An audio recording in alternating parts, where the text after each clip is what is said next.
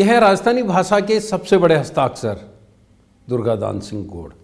जी हाँ, जिनकी कविताएं सुनते ही आप रोमांचित हो उठते हैं। दुर्गादान सिंह जी, आपका बहुत बहुत स्वागत है न्यूज़ 18 राजस्थान पर। हस्ताक्षर कार्यक्रम में आप आए, इसके लिए आपका बहुत बहुत आभार।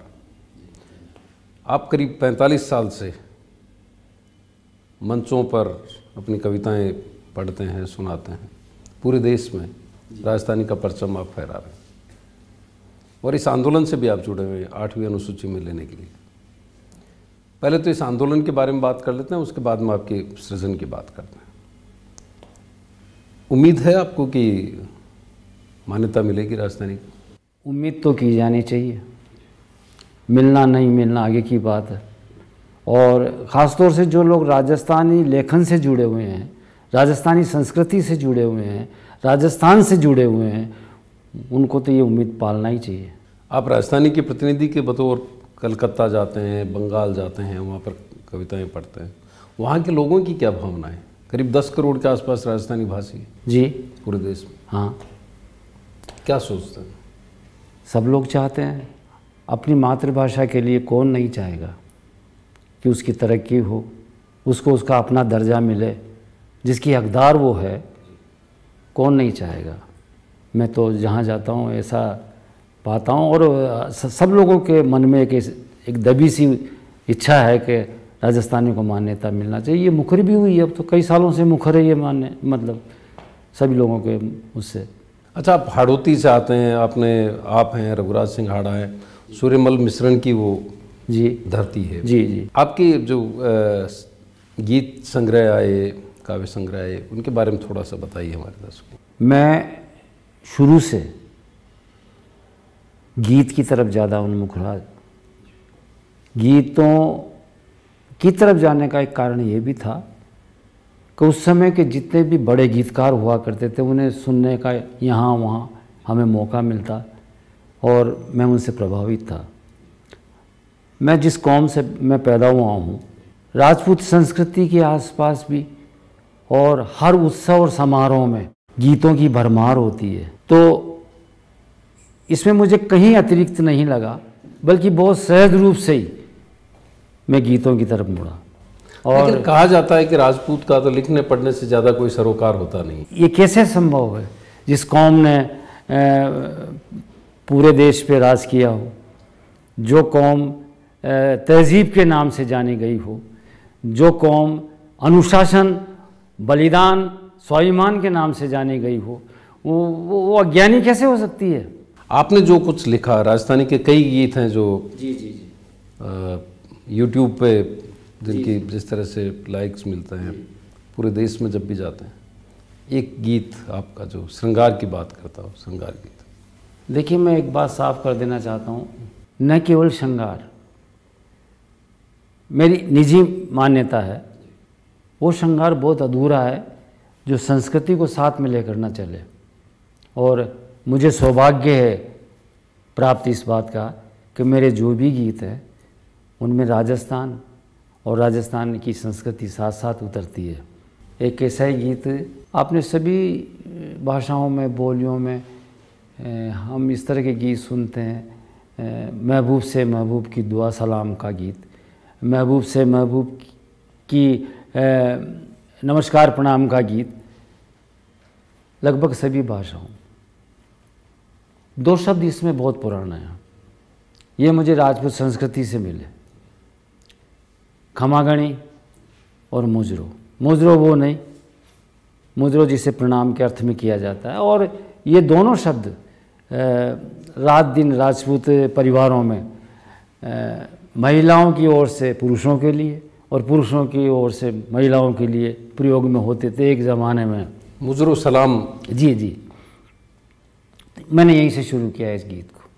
हे गोरी गोरी, हे गोरी गोरी, हे गोरी गोरी गज बण बणी ठणी, मुजरो मुजरो खमा गणी। हे गोरी गोरी, हे गोरी गोरी गज बण बणी ठणी, मुजरो मुजरो खमा गणी। हे जी पथारो कामण हो जा, जी पथारो जादू हो जा, बसू को ही राम दणी गोरी गोरी। हे श्रृंगार, कैसा श्रृंगार, राजस्थान का श्रृंगार। आँख असिक जाने काम की कमान, मुंड बोल हथेलिया मदी का मंडाण। आँख असिक जाने काम की कमान, मुंड बोल हथेलिया मदी का मंडाण। संता की समाधि टूटे मेनका को मान, संता की समाधि टूटे मेनका को मान।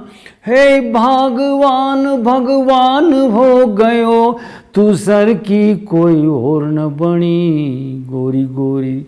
हे गोरी गोरी, इस तरह का ये श्रृंगार का गीत है। और इसमें आगे तक पूरा निर्वाह करने की कोशिश की है कि राजस्थान का वो जो एक जो तथाकथित या हम जिसे कहें कि जो संस्कृति का कलेवर है वो सारा उस तरह से वो अदब उसमें। जी जी जी जी। और आपकी एक कविता में पानी और चांद का जो प्रेम है वो भी जी, एक सारे गीत कुछ इसी तरह के गीत हैं, पर ये गीत एक उनमें सब गीतों से एक अलग लगता है मेरे को। वो उसके ऊपर आपका पूरा संग्रह भी आया, पानी में चांद गुलत छे। तू कतनी खूब खुले छे, तू कतनी खूब खुले छे, पानी में चांद घुले छे। तू कतनी खूब खुले छे, पानी में चांद घुले छे। चाल पर इस गीत में सबसे नया प्रतीक है, आप देखो एकमात्र प्रतीक है। पंक्तियाँ निवेदन, कई नायिकाओं की चाल पे कई बातें हिरणी सी चलती है, नागिन सी चलती है। राजस्थानी संस्कृति की आत्मा का प्रतीक है पंक्तियाँ निवेदन कर रहा हूँ, और आम महिला के घरों बार वाला प्रतीक है। और साहब आप बात कर रहे थे चाल की, राजस्थानी संस्कृति। मैं गीत का वो बंद पढ़ रहा था। तू कतनी खूब खुले छे, पानी में चांद घुले छे। सहज प्रतीक है। आमतौर पर चांद की छाया जब पानी में पड़ती है ऐसा लगता है। इसमें चाल पर जो मैंने बात की है, तू कतनी खूब खुले छे, पानी में चांद घुले छे। थारी चाल अशी मजे जण, थारी चाल अशी मजे जण, थाली में मूंग डुले छे। तू कतनी, ये केवल और केवल राजस्थानी कविता में मिल सकता है। ये भाव कहीं किसी भाषा में नहीं मिलेगा।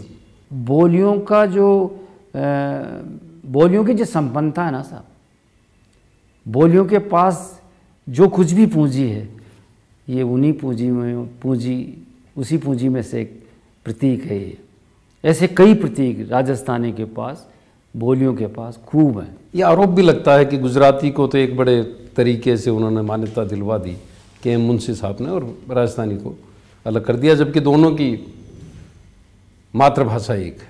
राजस्थानी की देखें हम तो आप बताओ क्या नहीं था राजस्थानी के पास।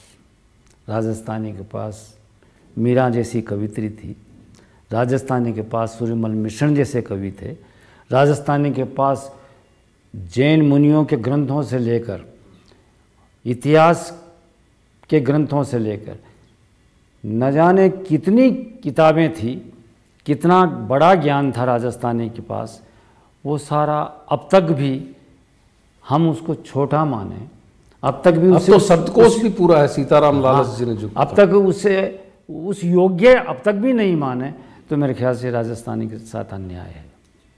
राजस्थानी बहुत संपन्न है, राजस्थानी में बहुत संभावनाएं हैं, राजस्थानी में बहुत लोच है। और राजस्थानी, ये मेरी निजी वो है कि राजस्थानी की, मैं तो हाड़ौती का कवि हूँ, हाड़ौती की तरफ से कह सकता हूँ कि हाड़ौती की स्क्रिप्ट सबसे ज़्यादा हिंदी की स्क्रिप्ट के नज़दीक है। पीड़ा तो होती होगी जो हालात, बेशक। आखिर में अपनी माँ को माँ का दर्जा नहीं मिले तो कौन से बेटा ऐसा है जिससे मतलब तकलीफ नहीं होती होगी। अच्छा, इस पीड़ा के बीच भी आप प्रेम गीत रचते हैं, सौंदर्य की बात करते हैं। कोई ऐसा गीत जो सबसे पहले लिखा हो और कवि आपको का भी सबसे दिया? बड़ा धर्म शायद ये है, यूँ तो अनेक बातें हैं, अनेक, और मैंने हर तरह के गीत लिखे हैं। जहाँ इस तरह के गीत लिखे हैं वहाँ भूख पे, प्यास पे, पेड़ों पे, वनस्पति पे सब गीत लिखे हैं। जैसे बम्बूल पे एक गीत है मेरा। बम्बूल से आप किसी प्रकार की, जब बम्बूल की कल्पना करते हैं तो हम सीधा सीधा कांटे हमारे ध्यान में आते हैं, लेकिन बम्बूल के पास क्या था, बम्बूल के पास क्या है, राजस्थानी का ये एक ऐसा गीत है। बम्बूल की आत्मकथा है ये गीत। बम्बूल जैसे स्वयं अपने आप को प्रस्तुत करता है, कोई ठुकरावे कोई मान करे तो भी सगत्याँ ही दान करे। इसके पीले पीले फूल तोड़ने नहीं पड़ते हैं, हवा के एक झोंके के साथ ही नीचे। कोई ठुकरावे कोई मान करे तो भी सगत्याँ ही दान करे, अपना बासंती फूल को मोरी तो रूख बम्बूल को। कोई ठुकरावे उगियो हरियाले गरियाले, कुण सेवे मन कुण पाल, कुण घर असी कुंवारी चे जे झारी भर गंगा जल डाले। रुत नरी जे मार पड़से पूर्वा बैठन डेरा ढाले। रुत नरी जे मार पड़से पूर्वा बैठन डेरा ढाले, बस थोड़ो सो आसान मपच धूल को मोरी तो रूख बम्बूल को कोई उगियो। चार पंक्तियां समाज के कुछ एक ऐसा वर्ग भी है, आंबो यूं प्यारो क ऊक मूंड बस मिठास, और पीपल में यूं गिणे लोग क देवता को बास। आंबो यूं प्यारो क ऊक मूंड बस मिठास, और पीपल में यूं गिणे लोग क देवता को बास। थाई बोलो फेरू कुण बैठे गोमा के पास, क्योंकि कांटो छे इतिहास माँ का मूल को मोरी तो रूख बम्बूल को कोई ठुकरावे। इस तरह के गीत भी लिखे हैं। गीतों में ये मैंने कभी उस तरह से नहीं सोचा कि मैं ये श्रृंगार लिख रहा हूँ तो मैं श्रृंगार, अधिकांश श्रृंगार लिखा है इसीलिए श्रृंगार का कवि कहला है, वरना मैंने हर तरह के गीत लिखे हैं। आपने बबूल का प्रतिनिधि बन करके भी लिख दिया। ये उन लोगों का जो लोग सामने नहीं आ पाते हैं, जो लोग अपने आप को खोल कर कभी समाज के सामने नहीं व्यक्त कर पाते हैं, ये उन लोगों का गीत है। आपको लगता है कि राजस्थानी भी जो है वो बबूल की तरह ही अपने आप को बचा करके रखे? हाँ, अगर ये गीत उपेक्षित आदमी का गीत है, उपेक्षित उस पेड़ का गीत है, तो राजस्थानी भी अभी तक तो उपेक्षित ही है। 70 साल की आपकी आयु हो गई, 45 साल से आप लगातार मंचों पे हैं, तो लिखना पढ़ना कब से शुरू कर दिया आपने? देखिए, मैं हाई स्कूल परीक्षा के बाद से ही, हाई स्कूल करने के बाद से ही मेरी तालीम भी यहीं तक की है मैंने, उसके बाद मैं पढ़ा भी नहीं जा, बस उस समय से ये शौक सा लगा। और राजस्थानी में आप लिखते? राजस्थानी में। पहला गीत आपको याद आ रहा हो तो उस पर बात करेंगे, एक ब्रेक ले लेते हैं, ब्रेक के बाद उस गीत की बात करेंगे। तो आज हमारे साथ हैं राजस्थानी के जाने माने हस्ताक्षर श्री दुर्गादान सिंह गोड़। आप बने रहिए न्यूज़ 18 राजस्थान पर। साहब जी, सिलसिला हमारा जो था उसको वापस जारी रखते हैं। आप फरमा रहे थे कि कोई ऐसा गीत जो पहला गीत। हाँ, उस समय एक दौर था सब राजस्थानी कविता में बेटियों के, बहुओं के, और ये जो सारा पारिवारिक वातावरण होता है इन्हीं पर ज़्यादा, इनके आसपास ही ज़्यादा, हमसे पूर्व और हमारे साथ के जो कवि थे वो भी इस तरह से लिख रहे थे। एक गीत था मेरा जो सबसे पहले मैंने लिखा, अंबर तो रीता सूखा बादड़ा, बीराजी बेगा जो नत के उड़ाऊँ काला कागला। पहली ही पढ़ता मैंने सासरी मेली जी, हीवड़ा सु बिसराई था कि आँख्याँ सु ओझड़गी जी। अब तो उसके वर्डिंग्स भी उस तरह से याद नहीं है, पर उस समय मैं तो इतना भी आश्वस्त नहीं था कि मैंने जो गीत लिखा है वो एक अच्छा गीत लिख दिया है। ये गीत मधुमती में छपा। मधुमती उस समय पत्रिका निकलती थी अपने उधर। मधुमती अभी भी निकलती। हाँ, उस समय छपा है। डिमांड आपके कई गीतों की होती है जब आप मंच पर होते हैं जी। हमारे श्रोताओं की भी डिमांड है जी। तन देख देख मुँह झील्यो, जान चांद चूड़ू में पी लियो। तन देख देख मुँह झील्यो, जान चांद चूड़ू में पी लियो। बिछुड़ी तो आई याद घणी, पल कांप उग आई नाग फणी। मिलताई मुंडो सीलियो, तन देख देख मुँह झील्यो, जान चांद चूड़ू में पी लियो। पंक्तियाँ हैं, देखिए आप। अट पर हो तो रियो ही हम हवन, पण कोई भी न देख पायो धुआं की लकीर न। कवि जान भाव बांध, जोगी जान जोग साध, इबादत करी च कोई पीर की फकीर न। अट पर हो तो रियो ही हम हवन, पण कोई भी न देख पायो धुआं की लकीर न। एक तू ही बस याद रही री, एक तू ही बस याद रही, मुँह खुद ही खुद न भूल्यो। तन देख देख मैं झील्यो, जान चांद चिलू में पी लियो। आप एक विश्लेषण जब करते हैं अपने काम का, तो आपको लगता है कि दुर्गादान सिंह गोड़ ने जो ये कविता लिखी उसने सुकून दिया है? ऐसी कोई कविता? हरियूं मत देख दर्पण न गोरियूं मत देख दर्पण न गोरी, दिली को भी धड़क छे। सुणर हास द्या मारा कर चांद चांद न नरक छे। यूं मत देख, यूं तो ये सब कवि बना छे।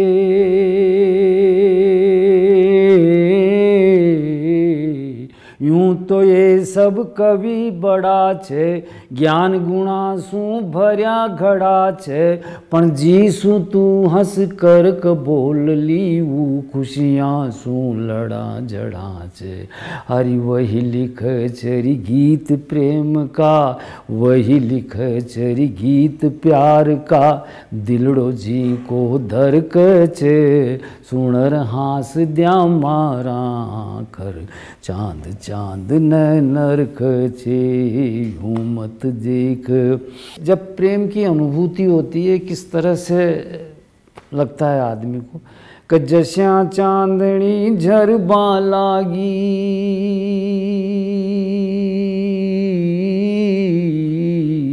जस्या चांदनी झरबा लागी, कड़ी भंवर सु मिलबा लागी।